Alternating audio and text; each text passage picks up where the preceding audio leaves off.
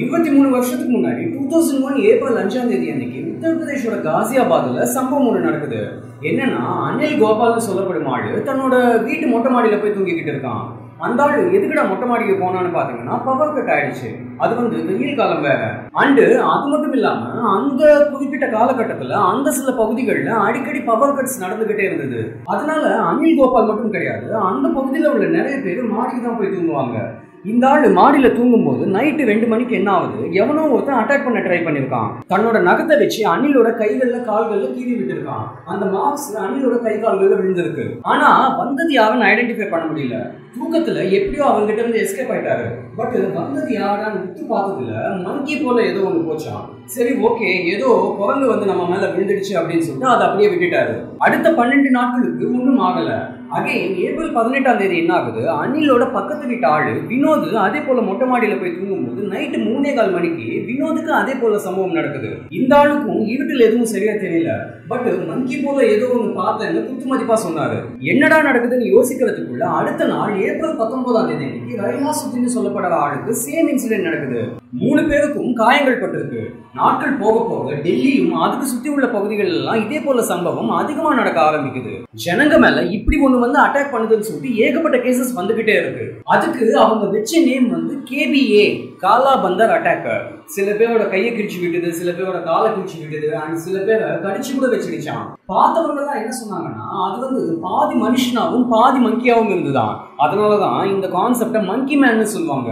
So யார் இந்த மங்கி man? அந்த மங்கி மேன் உண்மையிலே இருக்கா இல்லையா, அப்படி இருக்குன்னா எங்க இருக்கு, அண்ட் எதனால அந்த பகுதிக்கு வந்ததுன்ற மொத்த டீடைல்ஸை இந்த வீடியோல அவுத்து விட்டுடலாம். அதுக்கு முன்னாடி நீங்க நம்ம சேனல் இது வரைக்கும் சப்ஸ்கிரைப் பண்ணா சப்ஸ்கிரைப் பண்ணிடுங்க. அப்படியே பக்கத்துல உள்ள பெல் ஐகானை கிளிக் பண்ணி ஆல் கிளிக் பண்ணிடுங்க. அப்பதான் அடுத்தடுத்து போடக்கூடிய வீடியோஸை நீங்க இமீடியட்டா பார்க்கலாம். ஆரம்பத்துல காசியாபாத்ல மட்டும் வந்த கேசஸ் கொஞ்சம் கொஞ்சமா ஈஸ்ட் டெல்லிக்கு ஸ்ப்ரெட் ஆகி, நொய்டாக்கு ஸ்ப்ரெட் ஆகி, அப்படியே டெல்லியோட பல பகுதிகளில் ஸ்ப்ரெட் ஆயிடுச்சு. அந்த ஏப்ரல் மே மாசங்கள்ல மட்டும் டெல்லி போலீஸ்க்கு 100கணக்கான கால்ஸ் வந்துகிட்டே இருந்தது.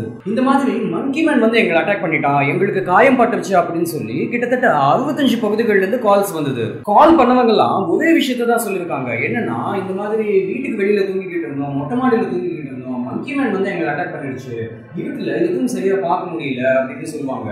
இவங்க சொன்னது தானே தவிர மங்கி மேன் வந்து போனதுக்கான எந்த எவிடன்சஸுமே கிடையாது.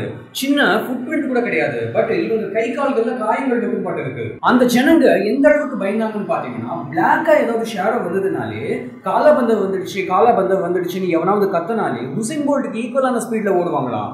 அப்படி ஓடும்போது கால் தவறி கீழே விழுந்து அடிப்பட்டவங்களும் இருக்காங்க, வீட்டுக்குள்ள போய் ஒழிச்சுக்கிட்டவங்களும் இருக்காங்க, மாடியிலிருந்து தவறி கீழே விழுந்து எலும்புகளை முறிச்சுக்கிட்டவங்களும் இருக்காங்க, உயிரை விட்டவங்களும் இருக்காங்க. இப்படிதான் ஒரு ஆளு மாடியிலிருந்து ஓடும்போது ஸ்லிப் ஆகி கீழே விழுந்து ஆளே செத்துட்டான். பிரெக்னன்ட் லேடி ஒருத்தவங்க பயத்துல மாடியிலிருந்து ஓடி கீழே வரும்போது படிக்கட்டுல ஸ்லிப் ஆகி விழுந்திருக்காங்க, ஹாஸ்பிட்டலுக்கு கூட்டிட்டு போயிருக்காங்க. பட் அவங்க இறந்து போயிட்டாங்க. இத்தனை கேசஸ் வந்தது. ஆனாலும் யாருமே அந்த மங்கி மேனை டைரக்டா பார்த்ததே இல்லையா. குத்து மதிப்பா பார்த்துருக்காங்க. அந்த குத்து மதிப்பா பார்த்ததுலயே ஒவ்வொருத்தன் ஒவ்வொரு மாதிரி சொன்னான். ஒருத்தன் சொன்னா முக்காவாசி மனுஷன் கால்வாசி மங்கின்னு சொன்னான். இன்னொருத்தன் சொன்னா முக்காவாசி மங்கியா கால்வாசி மனுஷனா. ஒருத்தன் 8 ஃபீட் ஹைட்னு சொன்னான், ஒருத்தன் 4 to 5 ஃபீட்னு சொன்னான், இன்னொருத்தன் பூனை சைஸ்ல இருந்ததுன்னு சொன்னான். ஆனா எல்லாருமே காமனான சில விஷயங்களை சொல்லியிருக்காங்க. அது என்னன்னா, அந்த மங்கி மேன் வந்து ஹெல்மெட் போட்டுக்கிட்டு இருப்பானா, டிஷர்ட்ல 3 பட்டன்ஸ் இருக்குமா. முதல் பட்டன் அழுத்தினா மங்கி ஆயிடுவானா, 2வது பட்டன் அழுத்தினா செம்ம பவர் வந்துடுமா, 3வது பட்டன் அழுத்தினா கண்ணுக்கு தெரியாம இன்விசிபிள் ஆயிடுவானா. அதோட கையில பெரிய மெட்டாலிக் நகங்கள் இருக்குமா, அதை வச்சுதான் எல்லாரையும் பெராண்டி விட்டுடுவானா. இது எல்லாத்தையும் தாண்டி அந்த மங்கி மேன் வந்து செம்ம ஹைட்ல ஜம்ப் பண்ணுவானா, 15 ஃபீட் 20 ஃபீட்னு பில்டிங்கை விட்டு பில்டிங் ஜம்ப் பண்ணுவானா. அதுக்கு காரணம் அதோட காலில் ஸ்பிரிங்ஸ் மாட்டிக்கிட்டு இருக்குமா. ஸோ இது எல்லாத்துலேயும் அந்த ஹெல்மெட், அந்த பெரிய மெட்டாலிக் நகங்கள் தான் அதிகமாக பார்த்ததா சொல்லப்பட்ட விஷயம்.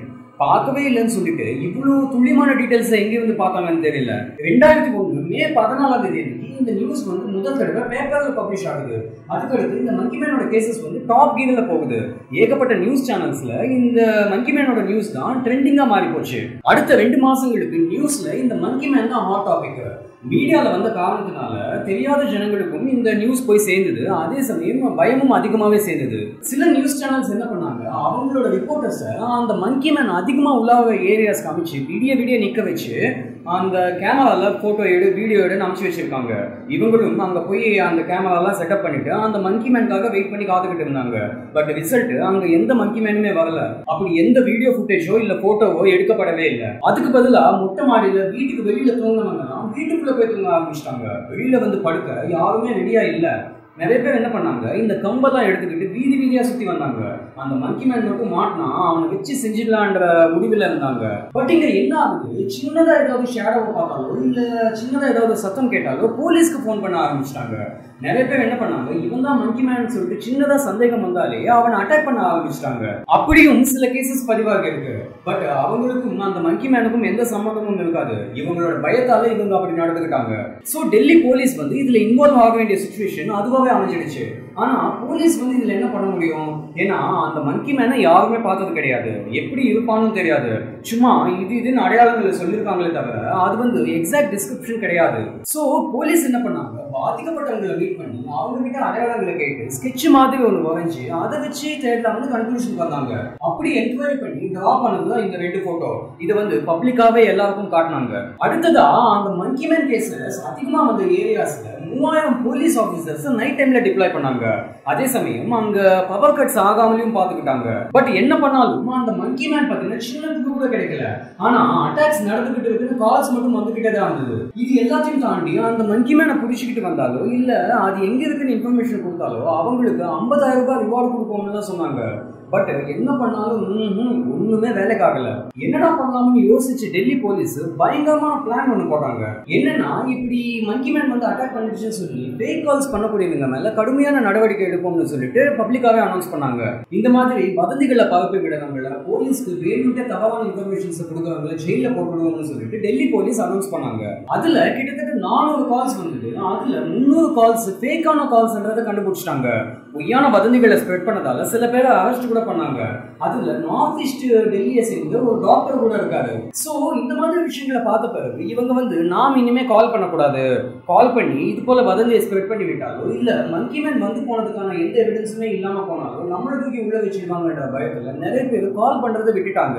அதனால 2001 மே 25ஆம் தேதியில இருந்து இந்த மங்கி மேனுக்கு சம்பந்தப்பட்ட கேசஸ் படிப்படியா கம்மியாயிடுச்சு. நாட்கள் போக போக மீடியாவுக்கு கூட அது மேல இன்ட்ரெஸ்ட் போயிடுச்சு. ஜென்ரலா அடுத்த நியூஸ் வந்த உடனே இந்த நியூஸை மறந்துடுவோம் இல்லையா? அதே போல நாளடைவில் இந்த மங்கி மேன் கான்செப்ட் காணாம போயிடுச்சா? அப்போ யாரோட அந்த மங்கி மேனு? அந்த மங்கி மேனோட பேர் என்னன்னா மாஸ் ஹிஸ்டேரியா. கிளியரா சொல்லணும்னா மங்கி மேன்ன்றது ஒன்று கிடையவே கிடையாது. மாஸ் ஹிஸ்டேரியான்றது ஹியூமன் சைக்காலஜிக்கல் டிசார்டர். நிறைய சைக்காலஜிஸ்ட் அதை தான் சொன்னாங்க. அது வந்து டிசீஸ் கிடையாது, அது வந்து ஒரு ஹியூமன் பிஹேவியர். அதிகமான ஜனங்க, அதாவது ஜன நெருக்கடி அதிகம் உள்ள இடத்துல இல்ல ஒரே வீட்டுக்குள்ள 15 பேர் 20 பேர் இருந்தாங்கன்னா அவங்களுக்குள்ள இந்த மாஸ் ஹிஸ்டேரியா ஸ்ப்ரெட் ஆகுமா? சோ ஆராய்ச்சி படி இந்த மாஸ் ஹிஸ்டேரியா யாருக்கு ஸ்ப்ரெட் ஆகும்னு பாத்தீங்கன்னா, முதல்ல வந்து பாப்புலேஷன் அதிகம் உள்ள இடத்துல, ரெண்டாவது வந்து அன்எஜுகேட்டட் பீப்புள்ஸ் கிடையில, மூணாவது வந்து வறுமையில வாழறவங்க, அதாவது புவர் பீப்புள்ஸ், நாலாவது வந்து மூட நம்பிக்கை ஜாஸ்தியா உள்ளவங்க, அண்ட் அஞ்சாவது வந்து லாஜிக்கா யோசிக்காம இமேஜினேஷன்ல யோசிச்சு அதுதான் உண்மை நினைக்கக்கூடியவங்க. சோ அப்படிப்பட்டவங்க மத்தியில இந்த மாஸ் ஹிஸ்டேரியா அதிகமா ஸ்ப்ரெட் ஆக வாய்ப்பு இருக்குன்னு சொல்லப்பட்டிருக்கு. அடுத்ததா டாக்டர்ஸ் என்ன சொல்லியிருக்காங்கன்னா, மீடியா வந்து இந்த மங்கி மேன் கான்செப்ட்ல மிக முக்கியமான ரோல் பிளே பண்ணிருக்குன்னு சொல்லியிருக்காங்க. 2001ன்றது அப்பதான் பிரைவேட் நியூஸ் சேனல்ஸ், புது நியூஸ் சேனல்ஸ் எல்லாம் டெவலப் ஆக ஆரம்பிச்ச காலம். ஒரு நியூஸ் சேனல் வந்து இன்னொரு நியூஸ் சேனலோட வியூவர்ஷிப்காக போட்டி போடும்போது இந்த பர்டிகுலர் நியூஸை சென்சேஷனல் நியூஸா மாற்ற ஆரம்பிச்சாங்க. அது மட்டும் இல்லாம நிறைய ஜனங்க வந்து மீடியால தன்னைத்தானே பார்க்கணும்னு நினைச்சாங்க. மற்றவங்க இவங்களோட முகத்தை டிவி நியூஸ்ல பார்க்கணும்ன்ற கிரேஸ் இவங்களுக்கு இருந்ததால வேணும்ட்டே பொய்யான கதையை ஒன்று கிரியேட் பண்ணிக்கிட்டோம்னா நம்மளையும் வந்து இன்டர்வியூ எடுப்பாங்க, நாமளும் டிவியில வருவோம்னு நினைச்சு ஆமா நான் கூட மங்கி மேனை பார்த்தேன்னு சொல்லி பொய்யான கதையை ஒன்று சொல்லி அவங்களே டிவியில பப்ளிஷ் பண்ணிக்க ஆரம்பிச்சாங்க. இது எல்லாத்தையும் விட 2001ன்றது நியூஸ் பேப்பரை தாண்டி டிவி நியூஸ்ல வந்ததுன்னா அது கண்டிப்பா உண்மையா தான் இருக்கும்ன்ற கண்மூடித்தனமான நம்பிக்கை 2001 காலகட்டத்தில் இருந்தது. ஏன்னா அப்பதான் பிரைவேட் நியூஸ் சேனல்ஸ் எல்லாம் டெவலப் ஆன காலம். ஸோ நியூஸ்ல வந்ததுன்னா அது கண்டிப்பா உண்மையா தான்டா இருக்கும்ன்ற நம்பிக்கை ஜனங்களுக்கு அதிகமாகவே இருந்தது. அதனால மங்கி மேனோட பயமும் அந்த மாஸ் ஹிஸ்டேரியாவும் நல்லாவே ஸ்ப்ரெட் ஆச்சு. இந்த மீடியா நியூஸ் இதை தாண்டி டாக்டர்ஸ் இன்னும் அந்த மாஸ் ஹிஸ்டேரியா பத்தி என்ன சொன்னாங்கன்னா, சைக்காலஜிக்கல் ஸ்ட்ரெஸ் உள்ளவங்க, அன்எம்ப்ளாய்டு பீப்புள், லோ இன்கம் உள்ளவங்க, சுற்றுச்சூழல் சரியா இல்லாதவங்களுக்கு இந்த மாஸ் ஹிஸ்டேரியா நடக்கலாம்னு சொன்னாங்க. ஸோ இந்த எல்லா காரணங்களையும் வச்சுதான் இந்த மங்கி மேன் கான்செப்ட் வந்து மாஸ் ஹிஸ்டேரியாவுக்கு பெஸ்ட் எக்ஸாம்பிள்னு சொல்லியிருக்காங்க. ஸோ இந்த மாஸ் ஹிஸ்டேரியா வந்து எவ்வளவு வேகமா அதிகமாகுதோ அவ்வளவு வேகமா கம்மியும் ஆயிடுமா. அதே தான் அந்த மங்கி மேன் கான்செப்ட்லயும் நடந்தது. அந்த 2 மாசங்களுக்கு ட்ரெண்டிங்ல இருந்த டாபிக் அதுக்கப்புறம் சுத்தமா காணாம போயிடுச்சு. இப்போ நான் சொன்னதெல்லாம் கேட்கும்போது அந்த மங்கி மேன் கான்செப்ட் வந்து ஃபேக்ன்றது போல தான் தோணும். ஆக்சுவலி அது வந்து ஃபேக் தான். அப்போ அந்த ஜனங்களுக்கு கைகள்ல கால்கள்ல காயம் பட்டிருக்கு, அது என்ன அதுவும் ஃபேக்கான்னு கேட்டீங்கன்னா அது ஃபேக் கிடையாது, அது எல்லாமே உண்மைதான். இன்ஃபேக்ட் டெல்லி போலீஸ் வந்து அந்த காயங்கள் எல்லாம் உண்மையான காயமா இல்ல பொய்யான காயமான்னு செக் பண்றதுக்காக டாக்டர்ஸ் வச்சு எக்ஸாமினேஷன் பண்ணாங்க. அதுல சில கேசஸ் வந்து வேணும்ட்டே பண்ணாங்கன்னு தெரிய வந்தது. பட் சில கேசஸ்ல அது உண்மையான காயம் தான் தெரிய வந்தது. ஆனா அந்த காயங்கள் எல்லாம் மெட்டாலிக் நகங்களால ஏற்பட்ட காயங்கள் கிடையாது, சின்ன சின்ன பூச்சிகள் எலி கடிச்ச காயம் தானே அது. ஸோ இன்வெஸ்டிகேஷன் என்ன தெரிய வந்ததுன்னா இவங்க பயத்துல ஓடுவாங்க இல்லையா, அப்படி ஓடும்போது எங்கெங்கயோ உரசி கீழே விழுந்து அடிப்பட்ட காயம் தான் அதுன்னு கண்டுபிடிச்சாங்க. அண்ட் சில ரிப்போர்ட்ஸ் படி அவங்களுக்கு மீடியால அட்டென்ஷன் வேணும்ன்றதுக்காக அவங்களே கூட அந்த காயத்தை உண்டாக்கிப்பாங்களாம். இதுல டெல்லி போலீஸ் வந்து இன்னொரு விஷயத்தை நோட் பண்ணாங்க. என்னன்னா எந்த ஏரியால அந்த மங்கி மேனோட கேசஸ் அதிகமா வருதோ அந்த ஏரியால பவர் கட் ஆயிட்டு இருக்குமா. ஸோ இவங்க கால் பண்ணி இந்த மாதிரி சொன்னாங்கன்னா அந்த ஏரியால சேஃப்டிக்காக பவர் சப்ளை கொடுத்துருவாங்களாம். அதனால அந்த ஏரியால கரண்ட் வந்துடும். ஸோ எந்த ஏரியால கரண்ட் போகுதோ அந்த ஏரியால இருந்து மங்கி மேன் சொல்லிட்டு கால் வந்துடுமா. இவங்க கரண்ட்டுக்காக தான் கால் பண்றாங்கன்றத டெல்லி போலீஸ் புரிஞ்சுக்கிட்டாங்க.